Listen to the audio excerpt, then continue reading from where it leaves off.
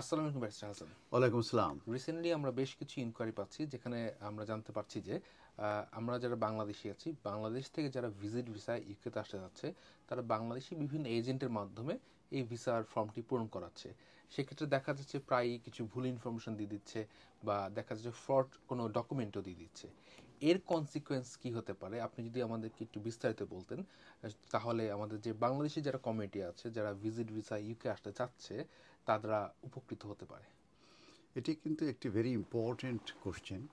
সেটা হচ্ছে যে আমরা যখন কোনো ভিজিটার অ্যাপ্লিকেশন করে থাকি তখন কিন্তু আমাদের অনেক কোশ্চেনে আনসার দিতে হয় যখন আমরা অনলাইনে অ্যাপ্লিকেশনগুলো করি, এবং সেই আনসারগুলো প্রত্যেকটা আনসার কিন্তু ভেরি ভেরি ইম্পর্ট্যান্ট, এবং সেগুলো কিন্তু ট্রু এবং অ্যাকুরেট হতে হবে।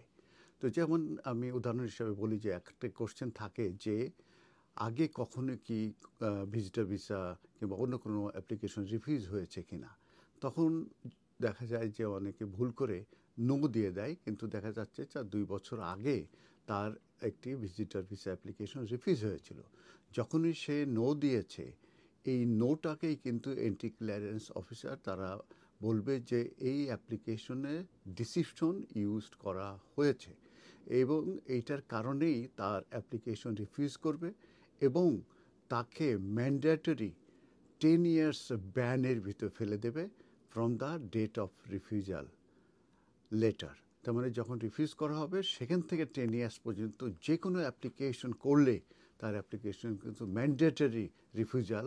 তারা কোনো মেরিটে যাবে না, শুধু বলবে যে তোমরা আগের অ্যাপ্লিকেশনে তোমরা ডিসিপশন করেছিলে, সেই কারণে তোমার অ্যাপ্লিকেশন রিফিউজ করে দিচ্ছি।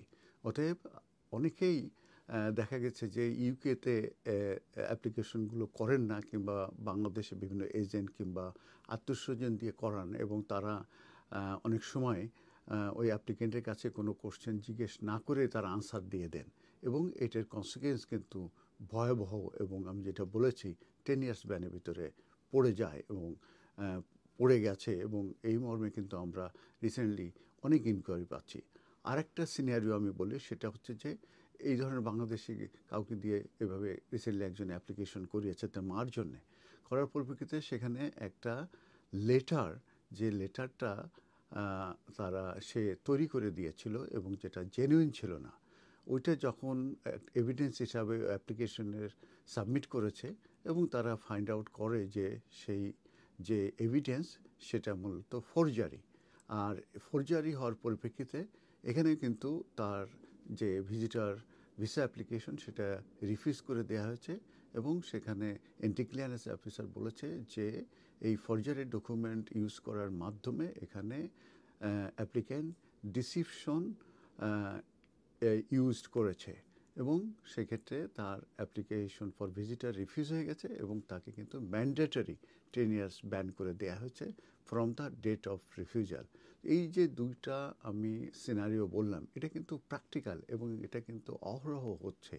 অতএব আপনারা যখন ভিজিটার ভিসা অ্যাপ্লিকেশন করবেন, এখানে কিন্তু অনেক ইনফরমেশন দিতে হয়, এবং সেগুলো খুব কেয়ারফুলি দিতে হবে, অ্যাকুরেট হতে হবে, এবং ট্রু হতে হবে।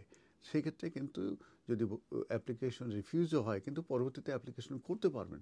কিন্তু যদি ইনকারেক্ট আনসার দেন, কিংবা কোনো ডকুমেন্ট যদি জেনুইন না হয়, সেটা যদি সাবমিট করেন সেই এভিডেন্সটি, সেক্ষেত্রে কিন্তু mandatory 10 years ban from the date of refusal letter. অতএব আপনারা সবসময় যেটা চেষ্টা করবেন, ইউকের যে কোনো এক্সপার্ট লয়ারের কাছে যাবেন, এক্সপিরিয়েন্স লয়ারের কাছে যাবেন, এবং তাদের মাধ্যমে অ্যাপ্লিকেশনগুলো করাবেন। তাহলে কিন্তু এই ধরনের 10 ইয়ার্স ম্যান্ডেটারি ব্যানের ভিতরে আপনারা পড়বেন না।